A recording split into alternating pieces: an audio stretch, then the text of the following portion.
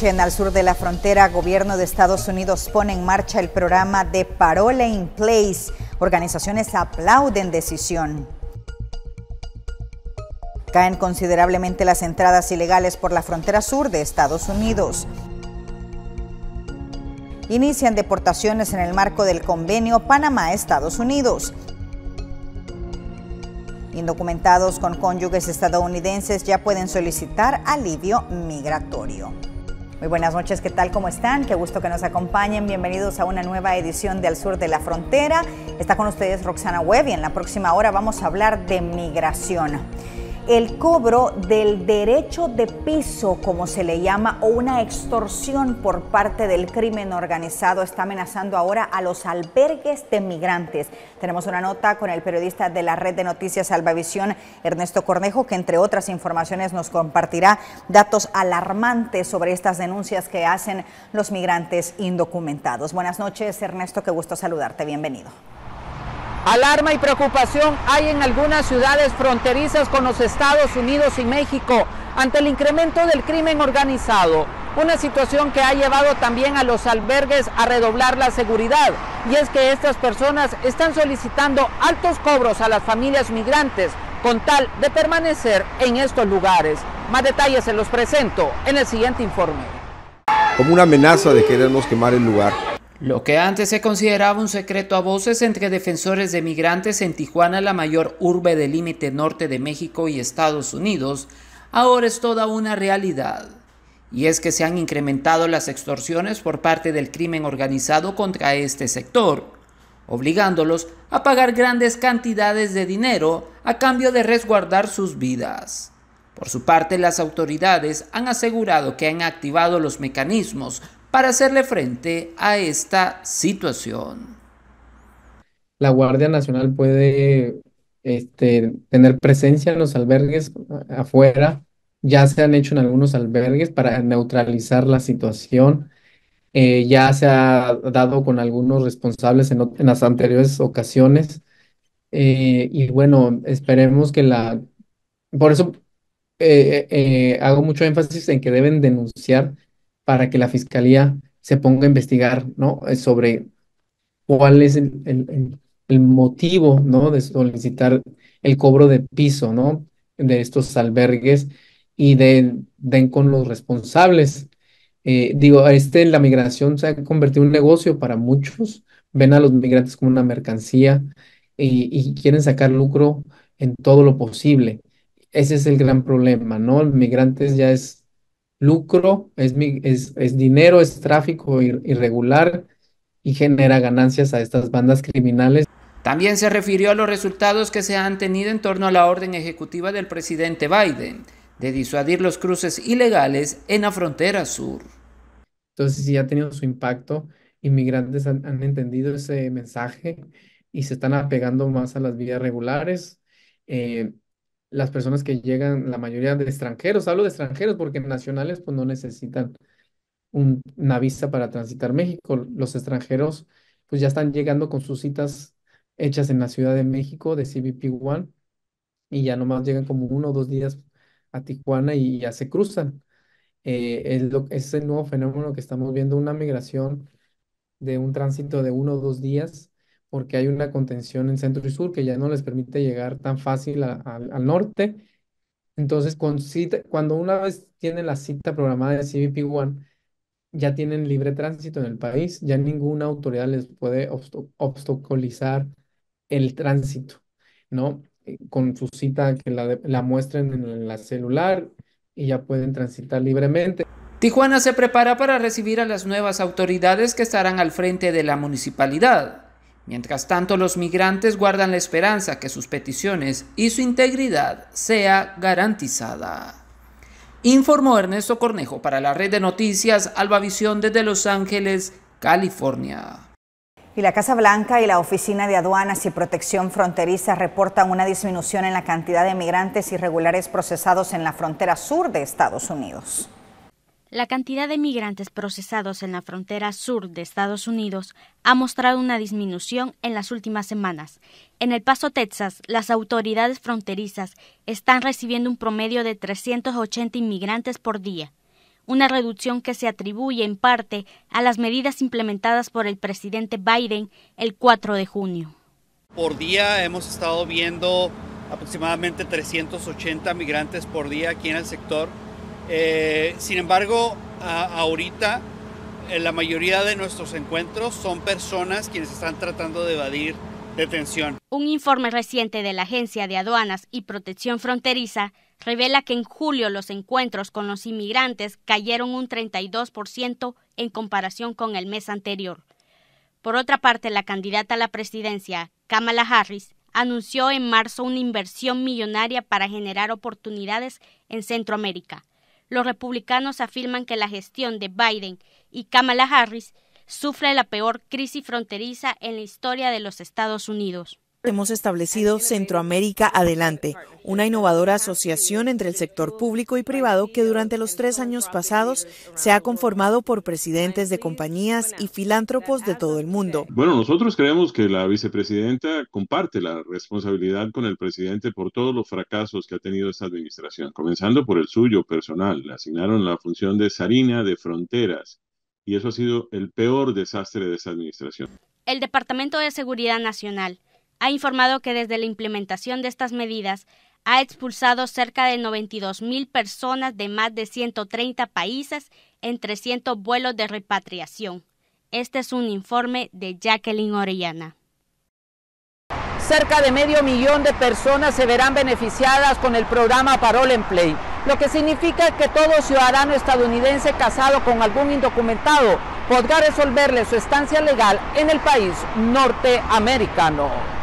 Parole en Play es un nuevo programa de la administración del presidente Biden que permite a algunos cónyuges de ciudadanos estadounidenses sin permiso de permanecer en el país legalizar su estatus sin tener que salir del mismo. Para ser elegible, las personas deben de haber estado al menos 10 años continuos, no presentar un peligro de seguridad nacional o tener una historia criminal que los descalifique. Una decisión que ha sido aplaudida por los activistas pro-migrantes. Tenido ese parole in place, las personas van a poder solicitar un permiso de trabajo de 3 años de duración, a la conclusión de lo cual van a poder solicitar y recibir la residencia legal permanente sin tener que salir del país ni tener que solicitar perdones que son muy engorrosos, complicados y caros. O sea que es una concesión que le han dado al pueblo trabajador inmigrante por parte de la administración Biden, porque personas como yo y muchos otros que abogamos por los inmigrantes. Además, se refirió a la decisión del Departamento de Seguridad de poner pausa temporalmente al parol humanitario para 4 nacionalidades, al encontrar altas evidencias de fraude en las solicitudes.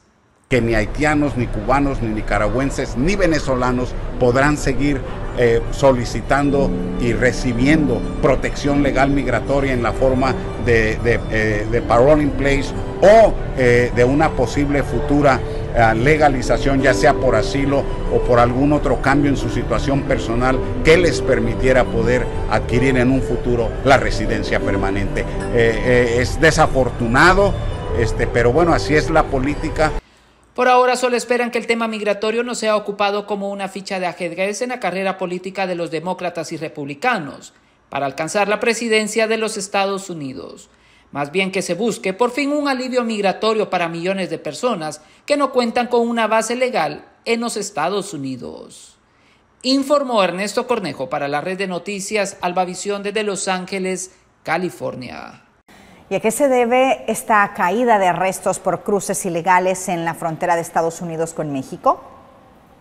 En julio, los arrestos en la frontera entre México y Estados Unidos alcanzaron un nuevo mínimo histórico durante la presidencia de Joe Biden, con una disminución cercana al 30% en comparación con el mes anterior, según informaron las autoridades estadounidenses. La patrulla fronteriza reportó alrededor de 57,000 detenciones en julio, una cifra significativamente menor a las 83,536 detenciones registradas en junio, que ya había sido el segundo mes más bajo desde el inicio del mandato de Biden. Esta caída en las detenciones, desde un pico de 249.739 en diciembre de 2023, se atribuye a dos factores principales: una ofensiva del gobierno mexicano contra la migración que comenzó en enero y la implementación de una nueva norma por parte de la administración Biden. Esta norma, introducida el 5 de junio, limita el acceso al sistema de asilo estadounidense para aquellos que cruzan la frontera entre puertos de entrada. Sin embargo, la nueva regulación conlleva un alto costo humano. Muchos migrantes que buscan protección frente a amenazas han sido rechazados y deportados. Además, algunos desconocen la posibilidad de agendar una cita en un puerto de entrada mediante la aplicación CBP One y no pueden esperar los largos periodos necesarios para obtener una.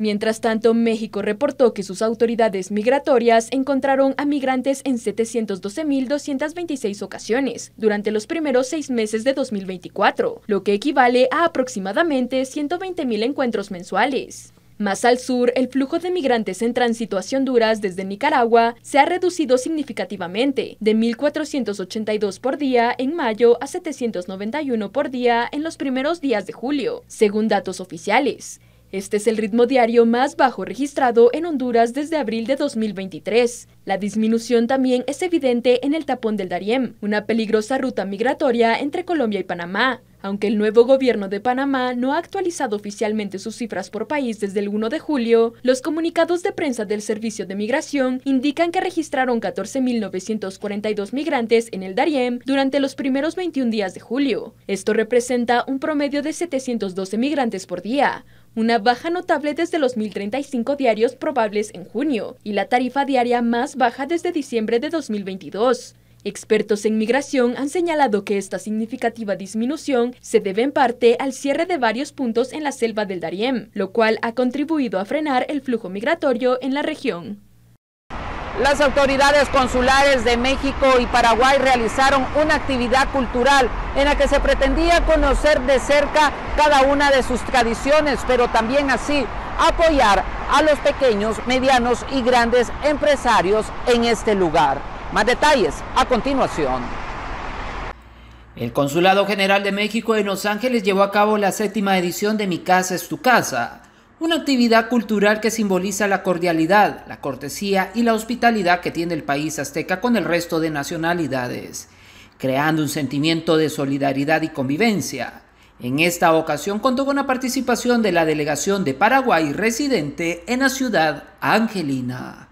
Lo que tratamos de hacer es celebrar la diversidad, la pluralidad y el cosmopolitanismo de Los Ángeles, el hecho de que aquí uno avanza una milla y puede ver Little Bangladesh y Little Tokyo and Koreatown y diversas comunidades en tan solo unas cuadras, y a la vez celebrar la diversidad de comunidades mexicanas que hay en Los Ángeles. Finalmente, esta es la concentración más grande de mexicanos en el exterior. Este proyecto que era largamente anhelado, como bien decís, en una ciudad donde compartimos tantas tradiciones y donde hay tantos puntos en común que tenemos, ¿verdad?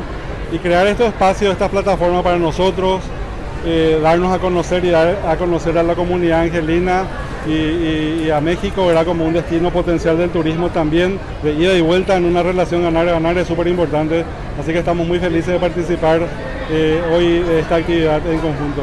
Además de exponer la gastronomía y la cultura que comparten ambos países, también se buscó promover los aspectos turísticos que los identifica, además de impulsar a los empresarios que buscan establecerse en el país norteamericano. Por ahí andan los chiles en nogada, que es algo de lo tradicional de allá. Están las semitas poblanas, que también están catalogadas como una comida exclusiva de Puebla. Y también tenemos, pues no podía faltar el mole poblano, que está allá de aquel lado, que son 3 de las grandes comiditas que nosotros les ofrecemos en nuestro estado. Y aparte, pues ahí están también los dulces del camote poblano, las galletitas que hacen las madres de Santa Clara, y el rompope que también hay por ahí, que ni se diga, y bueno, las artesanías, así que tenemos de todo. Paraguay es un país exuberante en Latinoamérica con respecto al nivel cultural. Nosotros, como mucha gente sabe, somos un país futbolero antes que nada, y aparte de eso tenemos una cultura muy arraigada con nuestras raíces nativas. Somos guaraníes de raza, hablamos la lengua guaraní, es parte nuestra, y el producto que nosotros tenemos hoy, que es la yerba mate, es un producto de los nativos guaraníes. Todos los productos que manejamos son en base a lo que en Paraguay consumimos en forma diaria y que compartimos con el resto de Latinoamérica. Se espera seguir con este tipo de actividades y que más nacionalidades conozcan las riquezas que México tiene en sus diversas áreas. Informó Ernesto Cornejo para la red de noticias Albavisión desde Los Ángeles, California. Ahora vamos a regresar a El Salvador para hablar de la migración interna en el país. Esta es impulsada por la búsqueda de empleo y mejores condiciones de vida, provocando un aumento en la población urbana, especialmente en San Salvador, creando nuevos desafíos en infraestructura y servicios. Cada vez la población en El Salvador se concentra más en el área urbana, proveniente del campo o zonas relativamente menos desarrolladas. Según el último censo poblacional de 2007, el país cuenta con 5.744.113 habitantes. Muchos de ellos, ante la falta de oportunidades, deciden abandonar sus municipios, profundizando las desigualdades regionales, dejando las zonas rurales con menos recursos y oportunidades. Según la OIM, la migración interna es el movimiento de personas dentro de un país que hace que se establezca una nueva residencia, ya sea permanente o temporal. Hay diferentes causas para la migración interna. Tenemos diferentes factores, como por ejemplo los factores sociales, los factores políticos, los factores económicos, los factores demográficos, los medioambientales y los factores climáticos. Según el Ministerio de Medio Ambiente, en El Salvador el 88.7% del territorio se considera zona de riesgo y sobre esa superficie se asienta el 95.4% de la población.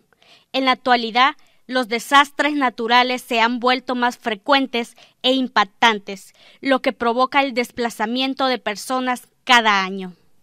El fenómeno de la migración es un fenómeno que nos atañe a todos. Tenemos que trabajar en el medio ambiente, porque aunque no haya estudios en este momento fehacientes del cambio, qué es lo que está haciendo el cambio climático en nuestro país en cuanto a la migración, sí hay migración por problemas de la migración interna. Otro factor es nuestras poblaciones también buscan mejores servicios de calidad, buscan mejores oportunidades de empleo, buscan mejores oportunidades de desarrollo. Para Gissi Moza, director de INSAMI, es primordial trabajar el tema económico, junto con las comunidades y alcaldías, también crear nuevas oportunidades para los jóvenes, pero sobre todo que exista igualdad de desarrollo tanto en el área rural como urbana. Este es un informe de Jacqueline Orellana. Es parte de lo que ha ocurrido acá en la ciudad de Los Ángeles, California. La invitación está hecha para que usted nos pueda sintonizar en una nueva emisión de su programa Al Sur de la Frontera, donde vamos a conocer también la realidad de lo que están enfrentando algunos migrantes que se encuentran en el país norteamericano, adaptarse a esta cultura, a un idioma, pero sobre todo también al mecanismo de trabajo que cada uno debe de ejercer en cada una de sus áreas. Las estaremos viendo en una nueva emisión. Con esto retorno la señal hasta los estudios principales. Informó para la red de noticias Albavisión desde Los Ángeles, California, Ernesto Cornejo. Vamos a nuestra primera pausa comercial, ya regresamos.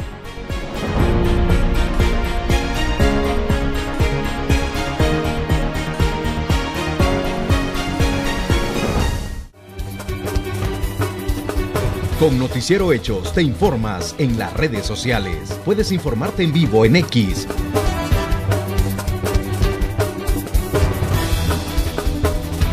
Facebook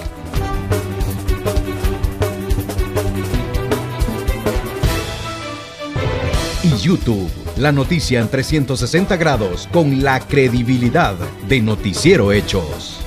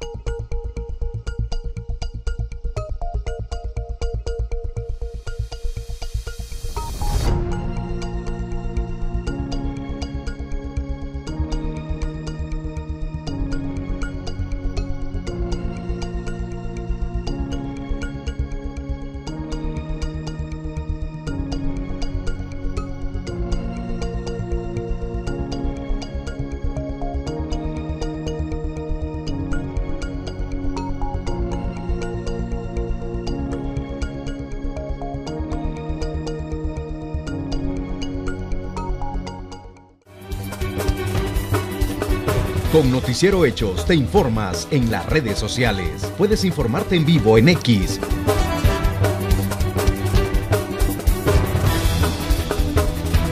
Facebook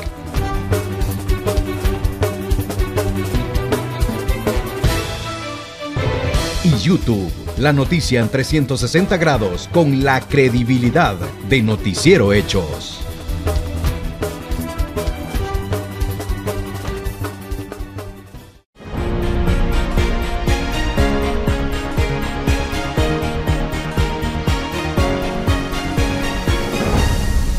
La cifra de remesas familiares recibidas por El Salvador, Guatemala y Honduras, países que forman el llamado Triángulo Norte de Centroamérica, se incrementó un 4,2%, esto en el primer semestre de 2024.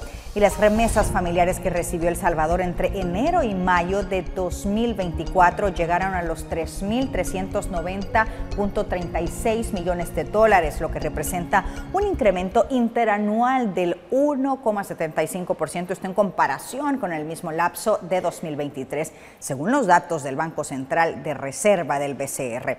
Para ahondar sobre este tema nos enlazamos con el director de Agenda Migrante, César Ríos. César, qué gusto saludarlo. Buenas noches. Hola, buenas noches, Roxana. Mucho gusto de saludarte a ti y a todos quienes nos ven al sur de la frontera. César, ¿a qué se debe este crecimiento de las remesas? Recordemos que las remesas familiares se puede interpretar como una manifestación de alto nivel de solidaridad. Solidaridad y otro lado es mucho amor familiar y mucho deseo de ayudar a sus grupos, ¿no? Solidaridad porque no solamente le envían a sus familiares, sino que a sus amigos, a sus vecinos, a quienes le tuvieron mucho acercamiento cuando vivían en sus países de origen. Y amor y cariño porque ellos saben lo que han sufrido su familia, sus padres, y es una manifestación para el bienestar de la familia. Entonces, en cada oportunidad que tengan para enviar remesas familiares, lo van a hacer. Esto marca una diferencia muy fuerte en los tiempos de residencia. Hay estudios que dicen que los primeros 3 o 4 años es cuando más envían dineros en su residencia. Una vez pasan los 4 o 5 años, cuando ya van creando grupos familiares en su lugar de residencia, entonces ahí empieza a disminuir los flujos. ¿Y hacia dónde va dirigido el consumo de las remesas en el país? Mira, hay muchas interpretaciones sobre este tema, pero antes de hablar sobre el consumo hay que caracterizar un tema. Por ejemplo, en el caso de El Salvador, el 23% de las familias reciben remesas familiares. Y de este 23% hay un porcentaje muy alto que nunca habían recibido un ingreso mensual. Nunca esa familia había tenido un salario formal que entrara mes a mes. Las remesas familiares vienen a sustituir ese ingreso deseado para la familia. Por lo tanto, si damos la interpretación de que la remesa se puede interpretar como un salario a la familia, este viene a cubrir todas las necesidades. Yo recuerdo una señora entrevistada que recibía $400 y el núcleo familiar era ella y 3 hijos. Y esos $400 le alcanzaban para poder mantener y educar y darle de comer a los 4 hijos y a ella. Y de repente habían estudiosos que decían, la remesa se está gastando en consumo. Y ella contestaba y decía, ¿qué consumo va a ser comprarle comida a mis hijos, darle alimento y estirar $400 para que me alcance para eso? Entonces hay que profundizar un poco sobre esas interpretaciones de que se gasta en consumo y no se gasta en productividad. Precisamente ese es el enfoque de mi siguiente pregunta, y es que existe la impresión de que las remesas son usadas solo para el consumo e incluso gente que las recibe acá no trabaja y no genera su propio dinero. Correcto. Y siempre se señala de que los receptores son los responsables de la mala administración y de la mala utilización de las remesas familiares. Yo creo que esto es muy común, así como cuando se le culpa al padre de que manda a sus hijos a migrar, así como se le culpa a la familia de que se vaya a asumir un riesgo para para migrar de manera irregular, así como se le culpa ahora a los receptores de remesa de que utilizan mal la remesa. Es muy fácil para nuestros dirigentes políticos, diseñadores de política pública, eh, eh, liberarse de las responsabilidades y decir las personas y las familias son los responsables. Pero, por ejemplo, en el tema de las remesas familiares, no tenemos política pública que oriente la administración de la remesa. No tenemos una banca de desarrollo en el país que elabore productos de acuerdo a las realidades. Y otra cosa muy grande es la remesa en un casi 70% se está pagando en efectivo. Por lo tanto, la familia cuando va a pedir su remesa le dan sus $300, se los lleva a la casa y como no tiene una cuenta bancaria, empieza a utilizarlo desproporcionalmente sin una orientación para que fuera una mejor administración. César, hablemos de los aspectos positivos o negativos de las remesas, si es que existe esta dualidad. Mira, las remesas familiares en El Salvador, que casi ya este año van a superar los 8.000 millones de dólares en el año, está alcanzando el presupuesto nacional para funcionar. Por lo tanto, es un monto muy importante para la realidad económica, la cotidianidad de las familias en El Salvador. Las remesas familiares superan la recolección de impuestos en el país. Las remesas familiares superan la inversión extranjera directa en El Salvador. Por lo tanto, si estamos hablando de un monto tan serio y tan formal y que se ha mantenido en los últimos 10 años este ritmo de crecimiento, quiere decir que esto amerita el diseño de programas y políticas de atención. Las remesas familiares ha contribuido, en primer lugar, a mejorar la calidad de vida de la población. Eh, las remesas familiares ha representado un ingreso permanente como ninguna otra empresa privada podría garantizarle a la familia. Por lo tanto, la importancia de las remesas familiares puesto en familias pobres tiene un alto significado para la calidad de vida de la familia y las personas y los niños.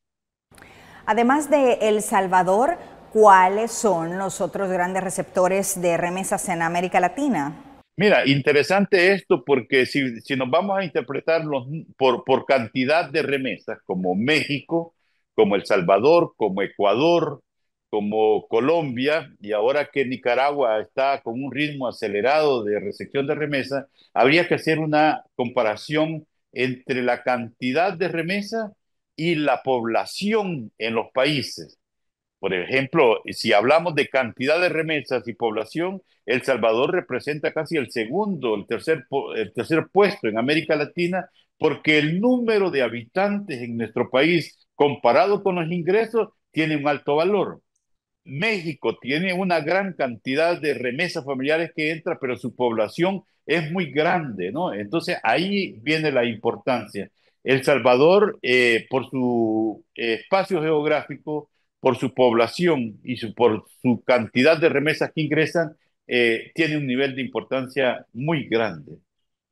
César, me gustaría que habláramos de inclusión financiera. Oh, mira, Roxana, inclusión financiera es un tema de alto nivel en las remesas familiares. En el ámbito, en el argot de economía y de desarrollo local, se habla de que nadie puede ser un buen empresario, ni nadie puede tener éxito en un negocio si no tiene una cuenta bancaria. El Salvador habría que revisar qué cantidad de ese 23% de las familias tienen cuenta bancaria, porque si nos damos cuenta de que hay un porcentaje bajo de personas con una relación bancaria, entonces eso puede explicar la poca productividad de las remesas. Es importante que a nivel de política pública se oriente a la banca formal y a los pagadores de remesa.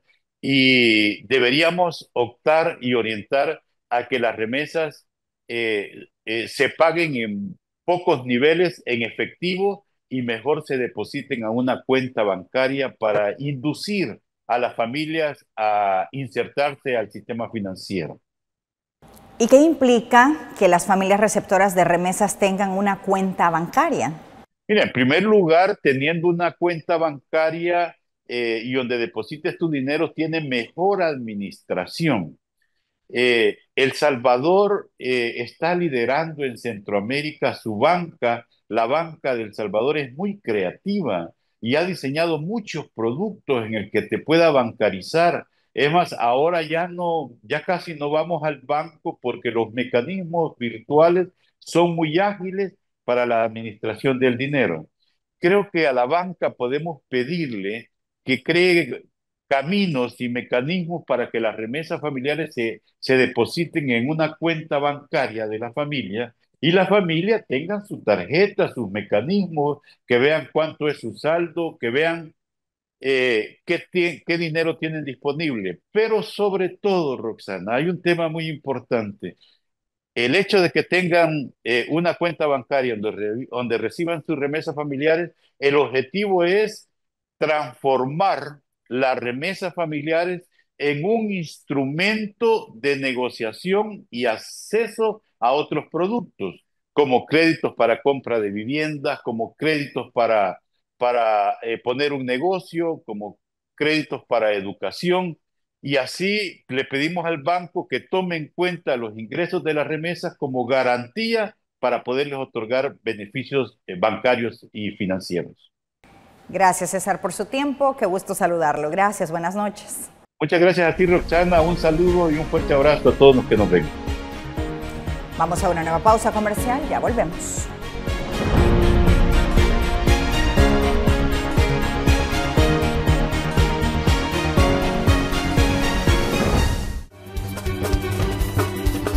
Con Noticiero Hechos te informas en las redes sociales. Puedes informarte en vivo en X,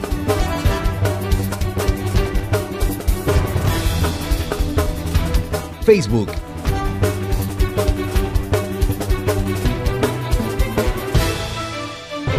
y YouTube. La noticia en 360 grados con la credibilidad de Noticiero Hechos.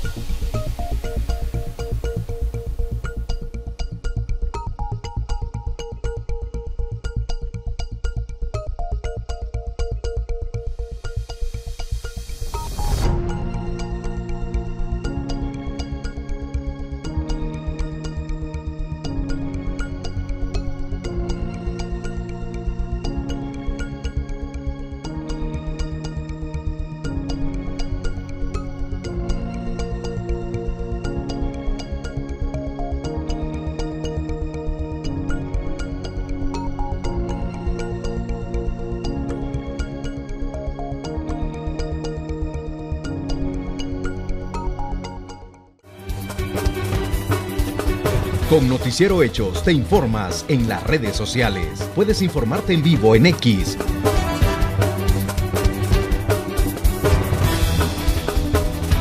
Facebook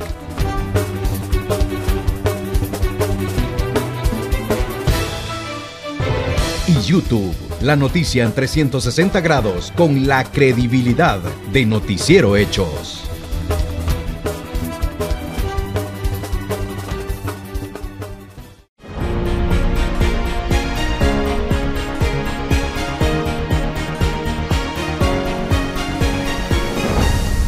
Gracias por continuar con Al Sur de la Frontera. Panamá comenzó a repatriar migrantes que cruzan la selva del Darién, esto en el marco de un convenio suscrito con Estados Unidos el mes pasado.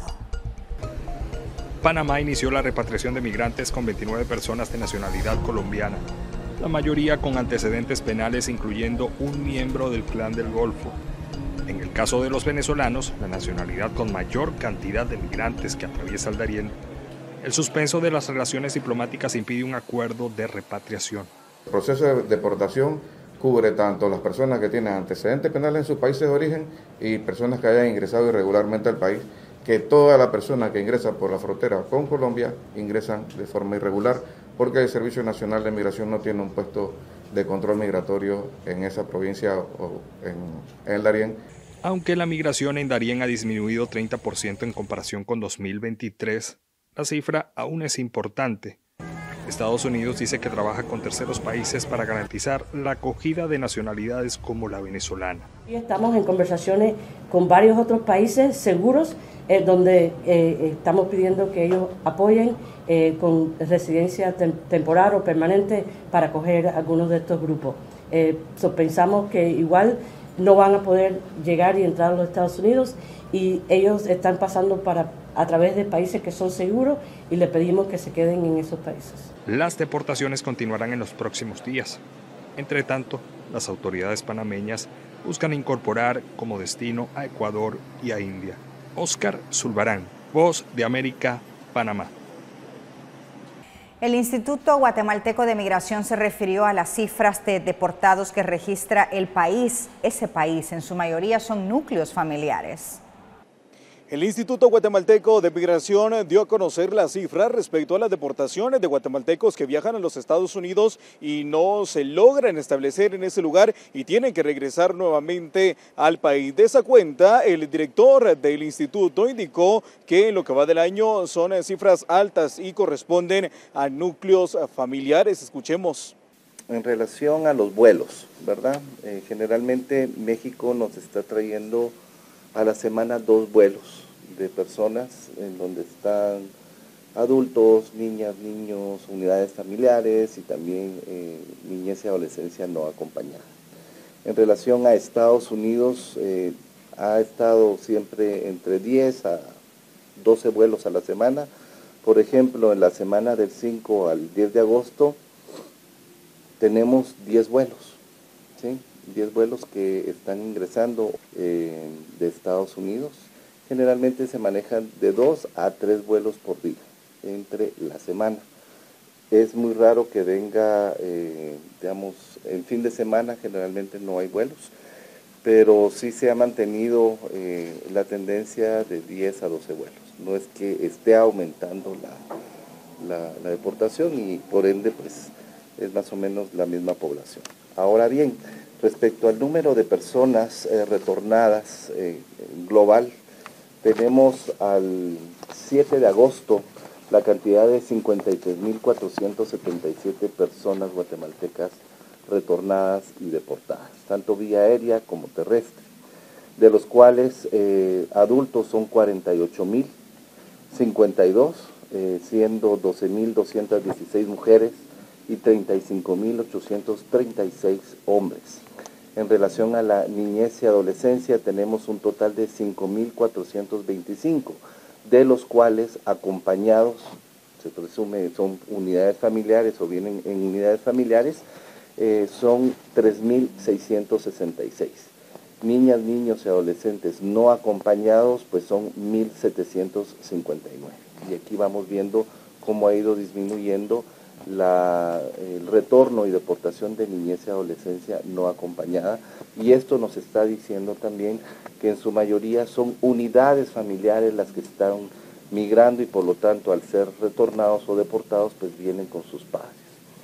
Estamos hablando de 2.742 unidades familiares guatemaltecas y bueno, sí en relación a el año pasado, 53.477 personas, pues sí está aumentando en relación al dato anterior. Se estima que vayamos a sobrepasar este año más de las 100.000 personas.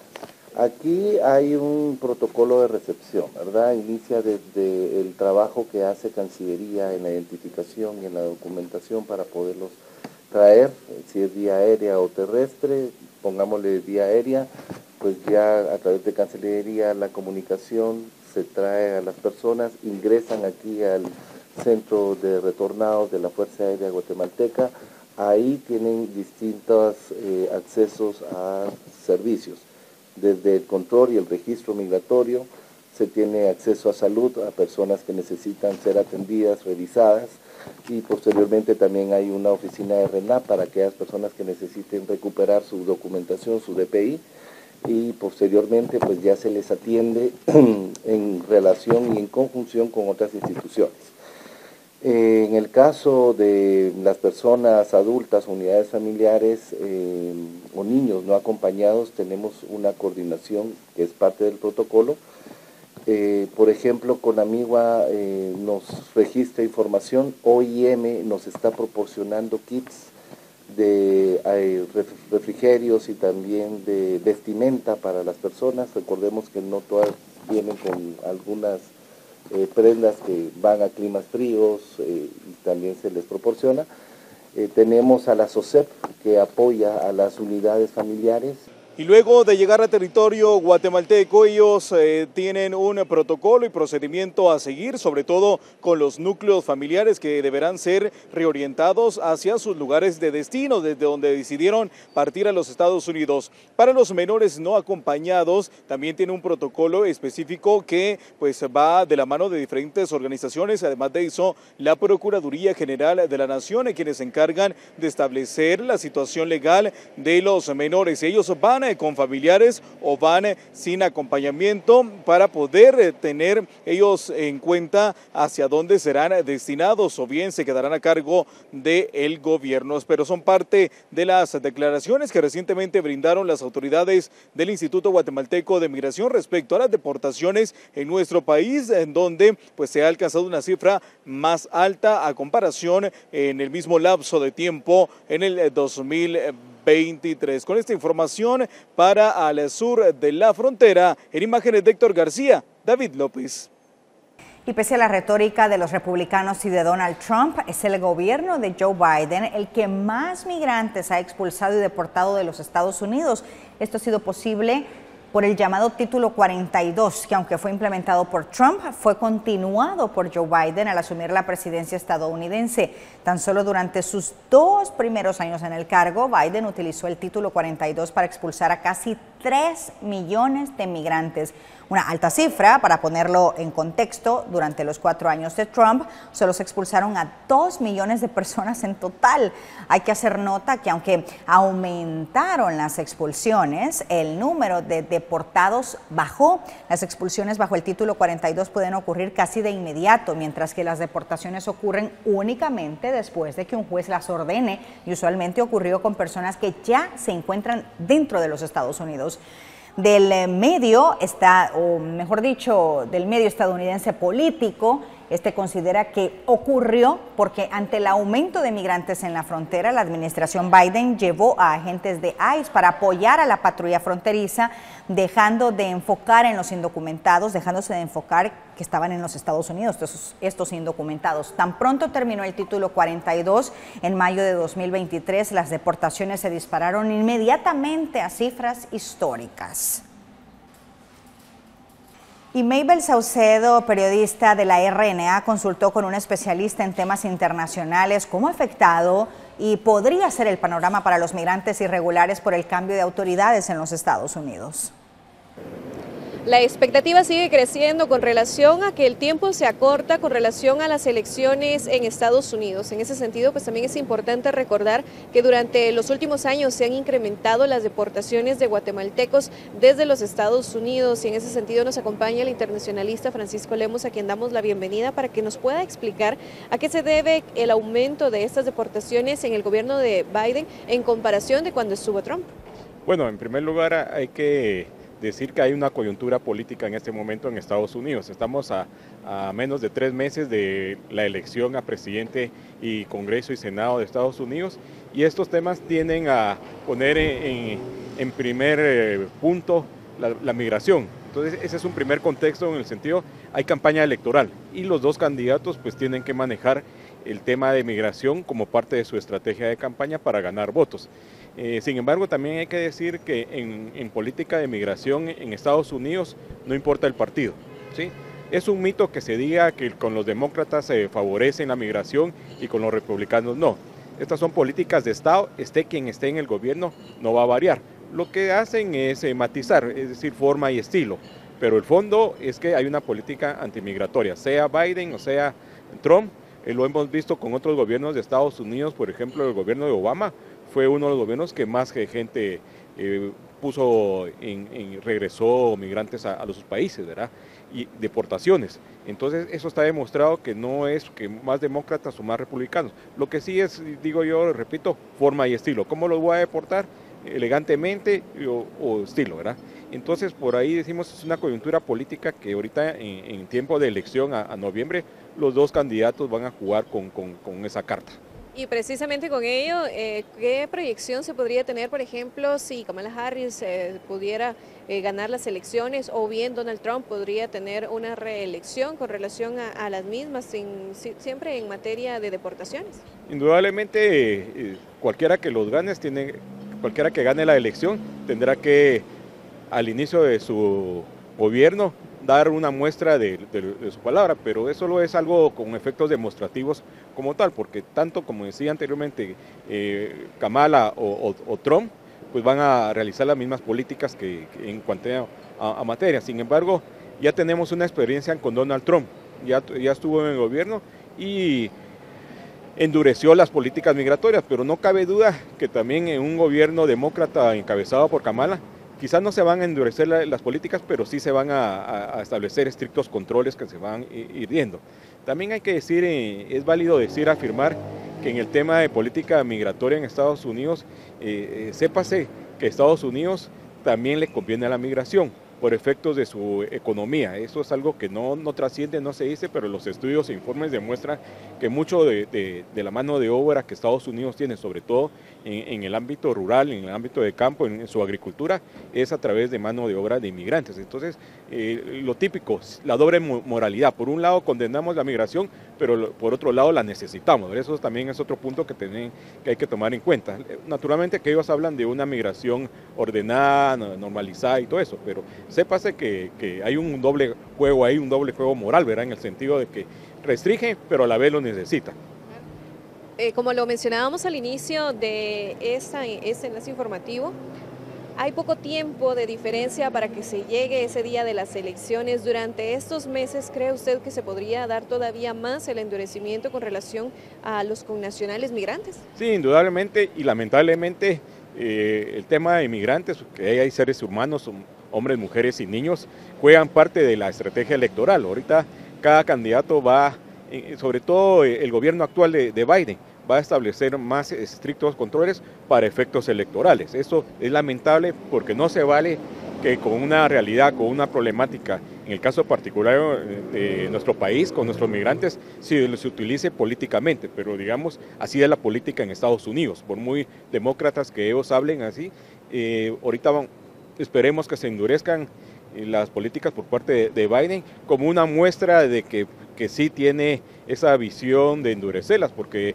eso es uno de los planteamientos que los republicanos con Trump dicen. Ellos son muy restrictivos en el tema de migración, y entonces Biden decir, yo también, ¿verdad?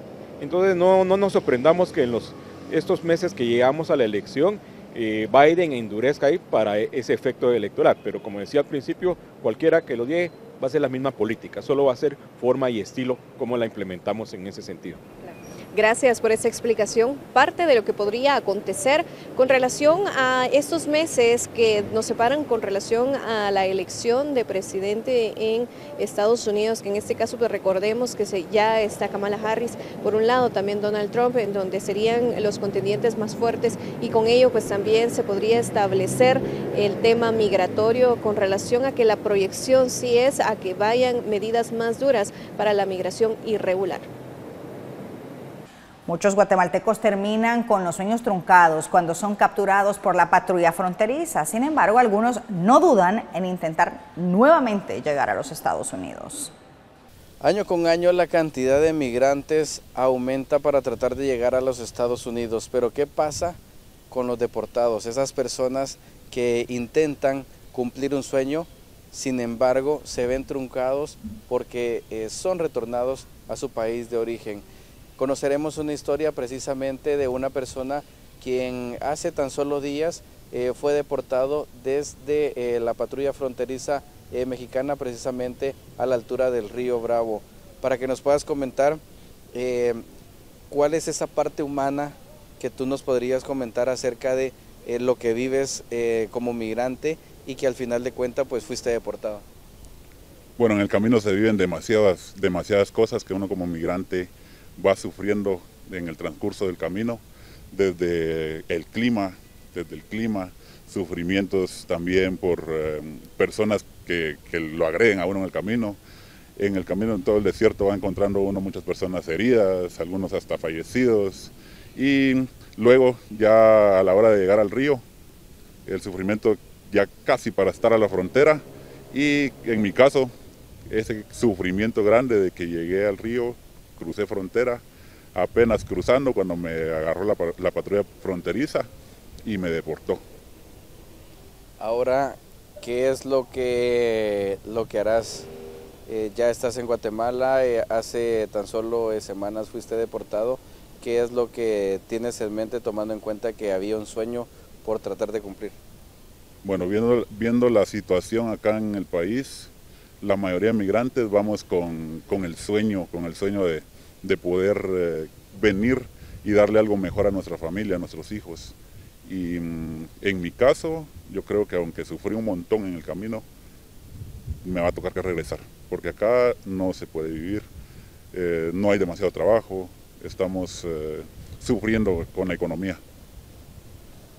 Ahora bien, en el impacto económico, ¿qué fue lo que hiciste para poder emprender este viaje? Si bien es cierto la situación económica en el país es muy difícil, ¿qué fue lo que hiciste para poder emprender este viaje? ¿Lo hiciste solo, con familia? ¿Lo hiciste a través de los denominados coyotes? ¿O cómo fue esa parte? Y eso sí te pudo afectar económicamente, ¿no? Fíjate que para poder irme tuve que tener mi ahorrito por ahí, y aparte de eso me deshice de varios bienes. Por ejemplo, mi terreno me tocó que venderlo para poder ajustar para que la cantidad de dinero que me pedía el coyote para poder llegar. Sí, me tocó que perder eso, perder bastantes cosas y llegar y sufrir en el camino, pero yo creo que ahorita ver de dónde saco más dinero, ver de qué forma trabajo para poder conseguir otra vez esa cantidad e irme de nuevo. Bien, estas son las palabras de una persona que fue deportada en las últimas semanas y como bien lo menciona, es una situación que si bien es cierto tenía un sueño para poder llegar hacia los Estados Unidos, ahora únicamente forma parte de esas estadísticas de los vuelos que ingresan al país como deportados. Sin embargo, debido a la falta de empleo, debido a la falta de oportunidades, este sentimiento que le genera únicamente es de poder intentar regresar hacia los Estados Unidos para darle una mejor vida a su familia. Para el sur de la frontera, Eduardo Coco en cámara, soy Fernando Hernández. Vamos a una nueva pausa comercial, en minutos volvemos.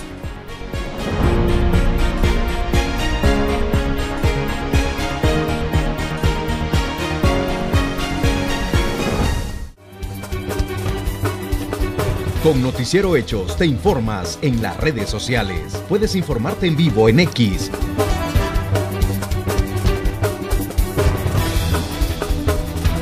Facebook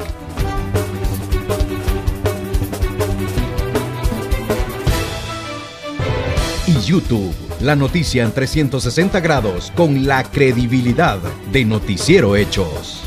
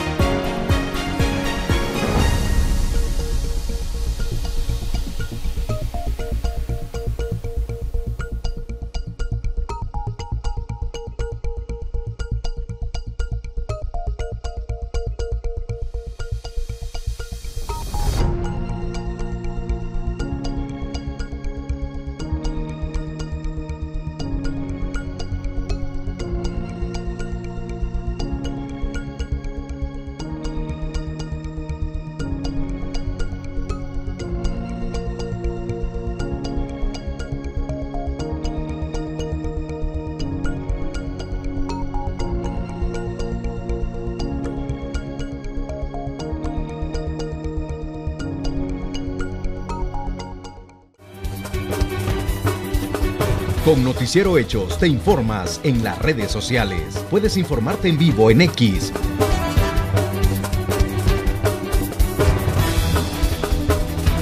Facebook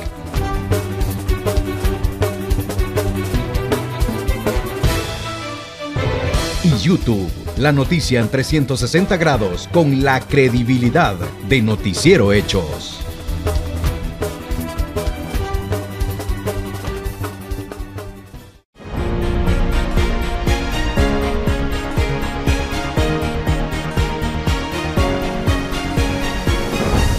Y bueno, se acercan las elecciones presidenciales en los Estados Unidos y los candidatos a la presidencia han iniciado con sus campañas políticas, resaltando el tema de la migración. On the border, the choice is simple. Kamala Harris supports increasing the number of Border Patrol agents.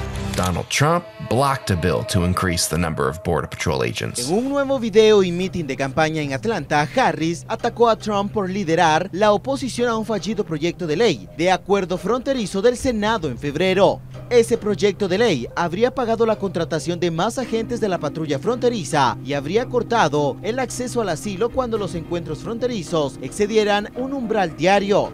En el mitin de Atlanta, Harris dijo: como presidente recuperaré el proyecto de la Ley de Seguridad Fronteriza que Donald Trump eliminó y lo promulgaré. La directora de campaña de Harris, Yulay Chávez Rodríguez, dijo a medios internacionales que de ser elegida, Harris mantendría las restricciones actuales de la administración Biden sobre el acceso al asilo de la frontera. Estas incluyen la regla de junio de 2024, más una regla de mayo de 2023, que prohíbe el asilo entre puertos de entrada para personas no mexicanas que no buscaron asilo en otro país en camino a la frontera con Estados Unidos. En el New York Times, legisladores demócratas, progresistas y líderes de grupos de derechos de los latinos y los migrantes apoyan a Harris, a pesar de los desacuerdos con el endurecimiento de algunas políticas fronterizas y migratorias por parte de la administración Biden, como las prohibiciones de asilo.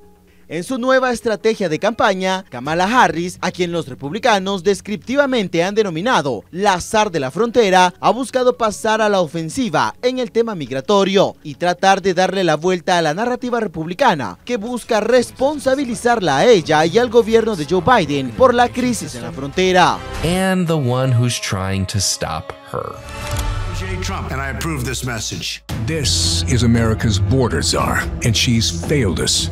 Under Harris, over 10 million illegally here. Mientras tanto, Donald Trump lanzó su primer anuncio televisivo de las elecciones generales, centrándose en la frontera. Ataca a la candidata demócrata Kamala Harris como una líder evasiva, débil y distraída que no protegió la frontera entre Estados Unidos y México del tráfico de drogas, el aumento de los cruces de migrantes y una posible amenaza terrorista. El anuncio comienza con una imagen de Harris y la frase: "Esta es la zar de la frontera de Estados Unidos y nos ha fallado". El vicepresidente, a quien solo se le había encomendado la tarea de abordar las causas profundas de la migración en Centroamérica, nunca ostentó tal título. Sin embargo, los republicanos la culpan por los fuertes aumentos en la migración. Kamala Harris failed, weak, dangerously liberal. Expertos en temas migratorios en el país sugieren que la migración es responsabilidad compartida ante el tránsito de más de 276,000 migrantes por Honduras.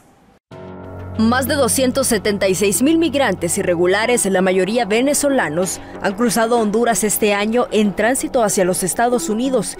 Según las autoridades, una cifra que ha desbordado la capacidad institucional del país y evidencia que el fenómeno requiere la cooperación regional y es una responsabilidad compartida.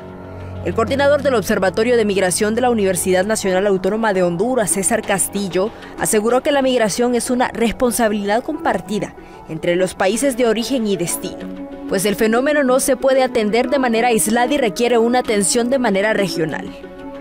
Entre enero y el 7 de agosto llegaron a Honduras 276,096 migrantes irregulares, de los cuales 132,177, o el 48%, son venezolanos.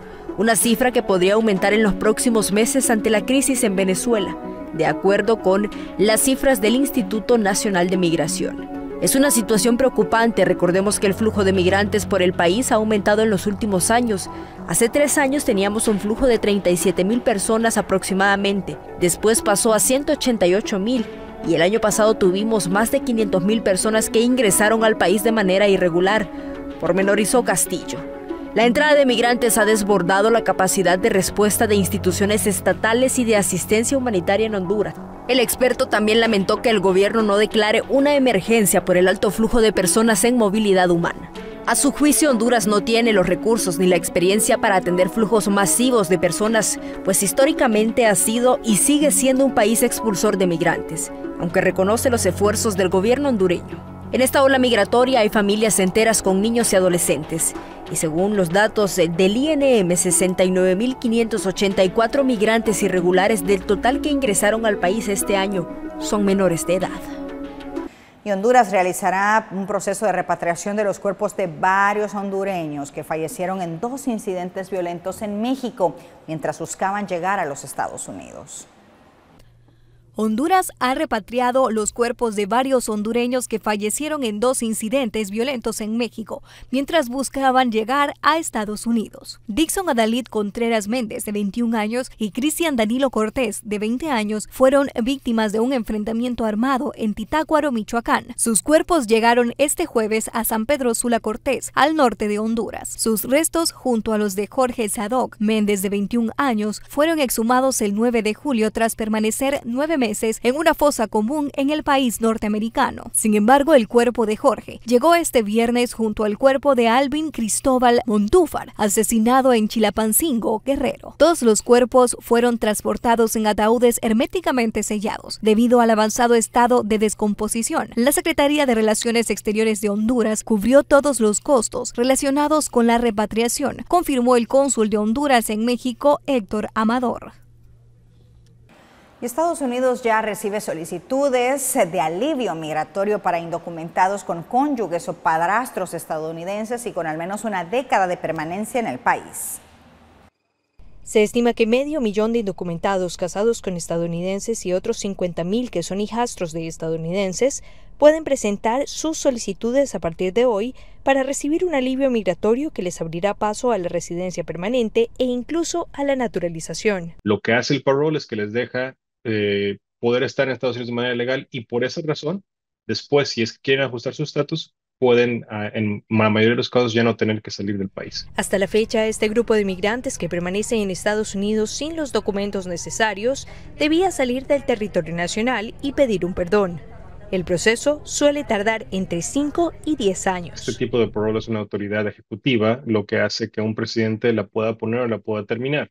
Si es que otro presidente en el futuro llega a la Casa Blanca y decide terminar el proceso ya se acabaría. Carecer de documentos o alivio migratorio, vivir durante al menos 10 años en Estados Unidos, tener un matrimonio vigente o ser hijastro de un estadounidense desde antes del 17 de junio de 2024 y previo a cumplir los 18 años de edad son los requisitos para optar al beneficio. Migrantes celebran la medida. La mayoría de la gente solo viene a trabajar, a buscar una mejor vida para su familia. Mientras tanto, aunque el beneficio no ha sido retado en instancias judiciales, detractores de la medida cuestionan su legalidad. No ha sido autorizado por el Congreso y entra en conflicto con un puñado de disposiciones que el Congreso promulgó hace años para disuadir la inmigración ilegal a Estados Unidos. Se espera que los solicitantes reciban respuestas al cabo de entre 3 y 5 meses. Laura Sepúlveda, Voz de América. Nosotros así finalizamos. Muchísimas gracias por habernos acompañado. Estuvo con ustedes Roxana Webb. Hasta la próxima.